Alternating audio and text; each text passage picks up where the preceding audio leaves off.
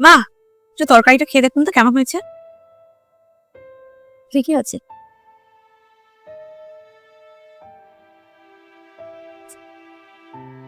এ বাবা, এটা তো অনেক নুন হয়ে গেছে, এটা তো খাওয়াই যাবে না।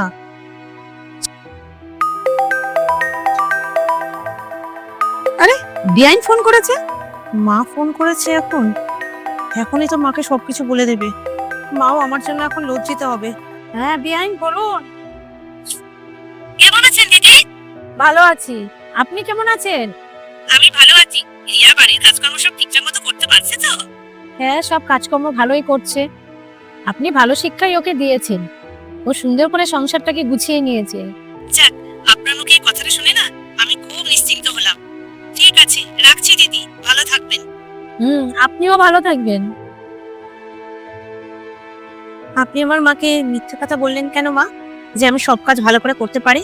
কেন বললাম, এটা সব শাশুড়িদের বোঝা উচিত, ঘরের কথা যেন বাইরে না যায়। আমি যদি ওনাকে সব কথা বলে দিতাম তো উনি কষ্ট পেত। তাছাড়া এখন তুমি তো এই বাড়িরই একজন, জরুরি নয় গর্ভধারণের মাই সব শেখাবে। শ্বশুর বাড়িতেও এক মা থাকে, সেও বৌমাকে নিজের মেয়ে মনে করে সবকিছুই শেখাতে পারে।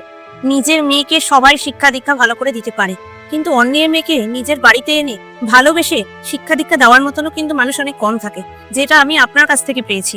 কেন দেব না ভালো শিক্ষা দীক্ষা? তুমিও তো আমার মেয়ের মতনই। আমি কি কখনো নিজের মেয়ের সাথে তোমাকে কোনো পার্থক্য করেছি? মা, সত্যি আপনার মতো শাশুড়ি পাওয়া না ভাগ্যের ব্যাপার, যেটা আমি পেয়েছি।